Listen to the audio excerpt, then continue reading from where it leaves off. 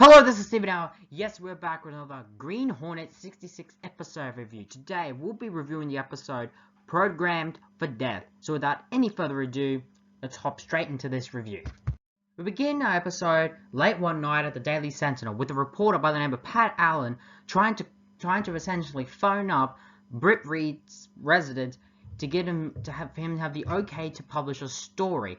And already we're beginning this episode rather differently. And we get even more differently when an elevator comes up, and in this elevator is a tiger, a jaguar, a ferocious animal to say the least, and attacks Pat Allen, and he falls out the window to his death. And we do the opening credits, and we get back to where we left off. Here, we get Britt Reed, Mike, and Miss Case essentially going through the office, packing up his equipment. Mike feels definitely sad, as he says he's never had a son, but Pat Allen was one of the closest things he could ever have to one. He said he had an inspiring career as a journalist, and now it's gone out the window. Britt Reed also says that he sadly didn't get in touch with him, as he had this story he wanted to break, but sadly will never be able to. He also stumbles across a strange device near his belongings.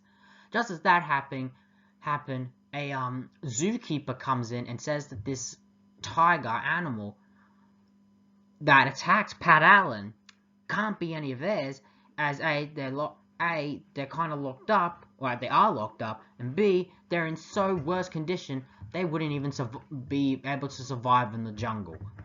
Mike is a bit upset about this, of course, and Britt Reed uses the opportunity to go but summons Frank Scanlon to come to his apartment to talk about the incident. Frank Scanlon gets to Britt Reed's apartment, and Britt Reed explains everything. The device that he found, he tests it on a nearby cat that just happens to be in his apartment, and it makes the cat essentially bolt off the chair that it was currently on and run away. Britt Reed then explains that this device was used as a special sonic device, and he believes this programmed this animal to kill Pat Allen. How it was programmed? Well, it was he theorizes it was planned programmed to attack the nearest person near that device, alias Pat Allen, and sadly cause him to die. Britt Reed further goes to say that a doctor or professor, Frank Miller, who is a gemologist.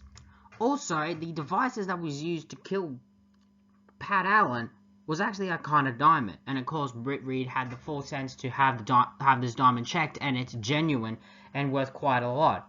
Realizing that Pat Allen clearly stumbled on something that caused his death, Britt Reed decided that this Frank Miller is going to have a visit from the Green Hornet. I find it interesting that the character's name is Frank Miller, considering in the comic world that name is very huge and big, and I'm surprised that they didn't know. And it's kind of funny, even though they didn't know that name would be huge in the comic industry. Anyway, the usual. The Green Hornet and Kato goes to Frank Miller's house, where the Green Hornet interrogates the gemologist, and essentially tries to not just muscle his way in on the special diamond counterfeiting operation, which is clearly what's going on, but he also offers to make him millions, considering that.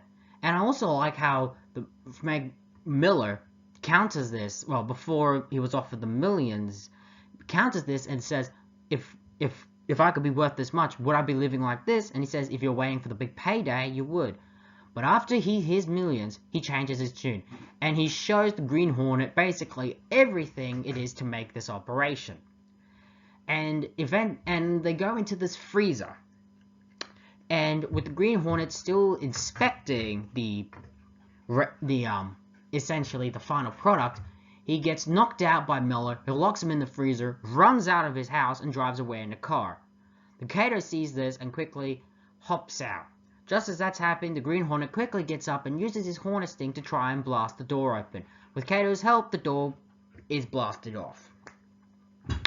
Just as that's happened, they quickly get into their car and track down where he went, where they find the location, or where Miller is at. The Green Hornet gets to the place place owned by the widow of Bella DeLuca. And as we find out, she is essentially running this whole diamond counterfeiting operation. The Green Hornet, of course, muscles his way into the place and essentially threatens to inform the Diamonds Association about their operations unless he is brought in on the operation and gets half of the percentage. Just as that's happening, goons come in with Mike Axford as a hostage. It turns out that Mike Axford reveals that he's found out about the a trail leading to this place, and it's clear that he's motivated to get justice for Pat Allen's death. It turns out Pat Allen died. He left all this information behind at his apartment, and Mike Axford was just lucky enough to find it.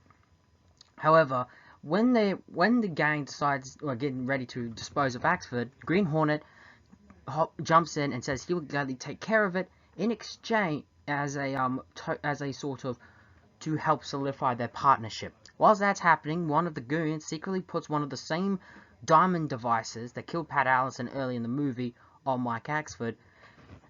And as the Green Hornet and Kato take him away, it turns out this device is alerting to the infamous tiger, pet, jaguar, whatever at the beginning of the episode.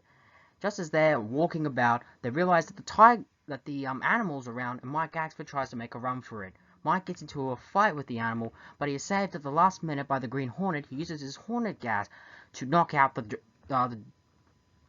pet. Just as that's happening, three goons are walking around trying to find the Green Hornet and Kato, where Kato, once again masterfully done by Bruce Lee, knocks them all out.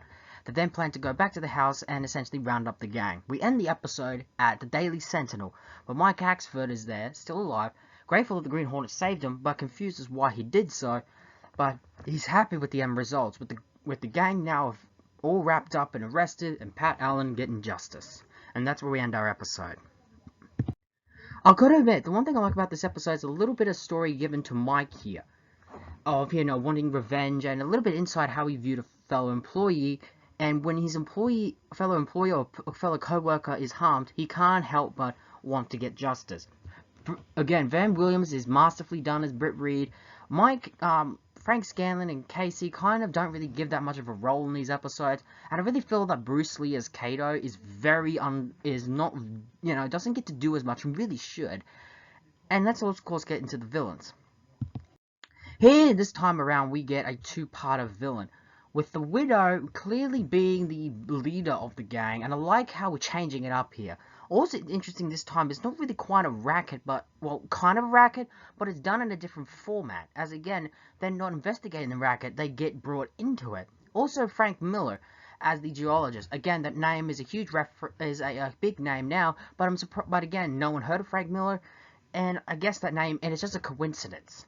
Again, I love these two phenomenal performances. They're absolutely fantastic performances, especially the Widow, who gives a very unique performance, while sometimes cartoonish and even cliche.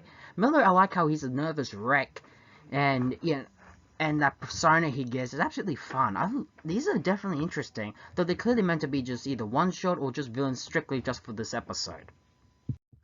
Program for Death for me is another fun, interesting episode, though I will admit, at the end of the day, there are some flaws. I feel some scenes could be cut out. We didn't get the final fight with them actually rounding up the gang up in the mansion. But despite that, we get to see a bit more of Frank Scanlon and some more of the tech from not just the Black Beauty, but we also get just more Van Williams greatness. Again, I really wish we get more Kato, but other than that, this is an okay episode. And there we have it. That was Program for Death. Join us next time in the next Green Hornet 66 adventure. And until then, this has been the Steven Hour. So long for now.